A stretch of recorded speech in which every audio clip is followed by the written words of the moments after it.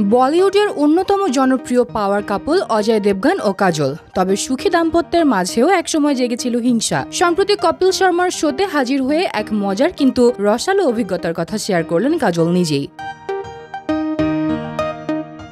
ঘটনার সূত্রপাত এক সিনেমায়, যেখানে একটি চুম্বন দৃশ্যে অভিনয় করেছিলেন অজয়। আর মজার বিষয়, সেই ছবির সহপ্রযোজক ছিলেন কাজল নিজেই। কিন্তু দৃশ্যটির ব্যাপারে কাজল কিছুই জানতেন না। কাজলের ভাষায় চুম্বনের কথা অজয় আমাকে বলেইনি। অনুমতি নেওয়ার আগেই সে এসে বলল, আমি করে ফেলেছি, আমি সত্যিই দুঃখিত।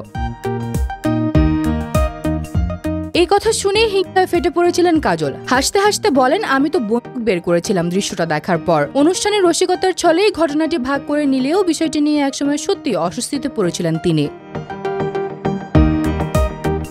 কাজল আরও বলেন, আমি রেগে গেলে খুব চেঁচামেচি করি, একবার না ভেবেই কথা বলে ফেলি। তবে এই খুনসুটির মাঝেও তাদের সম্পর্ক এখনো অটুট। 1999 সালের 24 ফেব্রুয়ারি অজয়ের সঙ্গে গাঁটছড়া বাঁধেন কাজল। পেরিয়ে গেছে 25 বছরের দাম্পত্য, তবুও তাদের সম্পর্ক আজও দৃঢ়। কাজলের মতে, সুখী দাম্পত্যের রহস্য ভুলে যাওয়ার ক্ষমতা আর মাঝে মাঝে কানে কম শোনা।